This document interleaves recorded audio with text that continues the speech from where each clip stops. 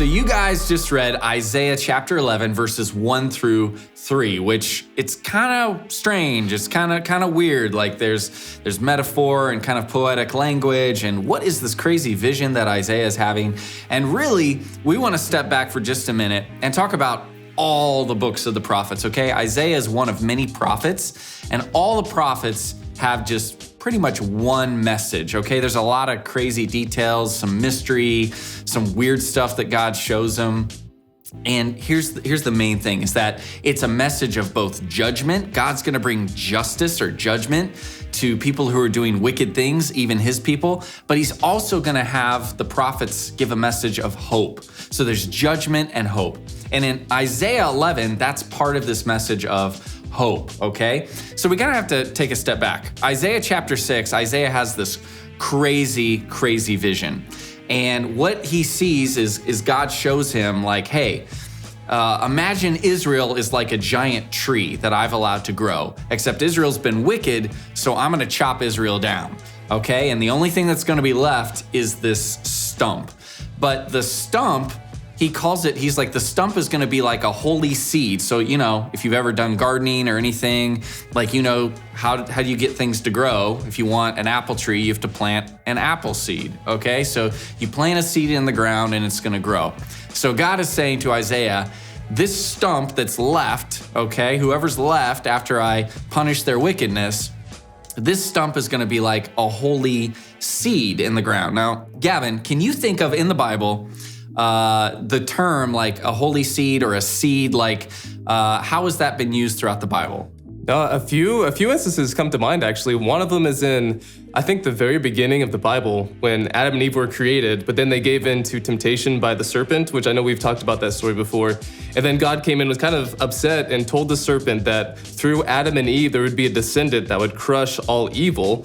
And so that's one story I can think of. Then I can think of Abraham. If we've talked about Abraham before, but basically through Abraham, there was gonna be an entire nation by his seed, by his descendants. So through him, I know that's where the entire nation of Israel came to be, right? Was through Abraham and his seed? That's exactly right. So at the beginning of the Bible, when Adam and Eve messed up, God promised, hey, there would be this victor, this warrior.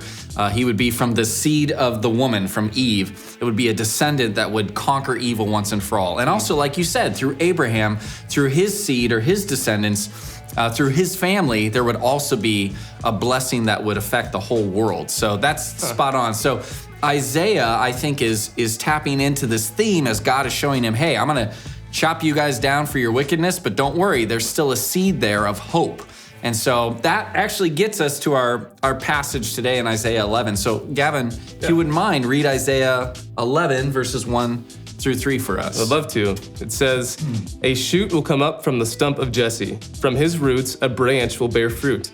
The Spirit of the Lord will rest on him, the Spirit of wisdom and of understanding, the Spirit of counsel and of might, the Spirit of the knowledge and fear of the Lord, and he will delight in the fear of the Lord. Yeah, so there's a lot there. And there's this new image that God gives Isaiah. It's this shoot. So it's a shoot is like, you know, a branch, you know, that an offshoot of the tree. So it's the shoot coming off of this stump, okay? From the stump of Jesse. Now, do you have any idea what that might mean, Gavin? Well, the name Jesse, does that ring any bells? Isn't Jesse David's dad? Yeah. Okay. Yeah, exactly. Spot on. 500 points for Bible knowledge. Finally. So this is a way that God's telling him, hey, from this stump will be a holy shoot from the stump of Jesse. So he's saying, in the line of King David will come another person, okay? Another king, and that is the hope that Israel and really the whole world has to look forward to. For another 500, well, I'll give you 5,000 points, Gavin. Yes. Can you guess who that new king will be? Yeah, this seems like an easy one, but I'm thinking we're talking about Jesus here. That's absolutely right. We are talking about Jesus, and really, over the next couple weeks, we're talking about in the prophets how all of God's promises are fulfilled in Jesus. Because our main point, God keeps his promises. I want you guys to know that. The Israelites went through a lot of tough things. I mean, they were in exile, they were being punished, and that was, because they did bad things, but there was still hope. God promised them a future hope, and that hope is Jesus. And we all can have that hope as we choose to follow Jesus.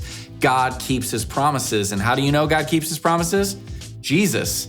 He really came to earth. He died for our sin. He rose again. He offers us new life. God keeps his promises. So, Gavin, can you try to review everything I just said? I will do my best, 30 but seconds. what it sounds like is we're talking about the prophets in Isaiah, and we're all talking about kind of judgment and hope. And Isaiah kind of shows us some hope that through this stump, whenever God punished Israel, he left a little bit of Israel left, that through that there would be basically a savior that would come through the shoot of the stump of Jesse. A shoot would form, and that would be Jesus as the very new king that would save all of us from our sin.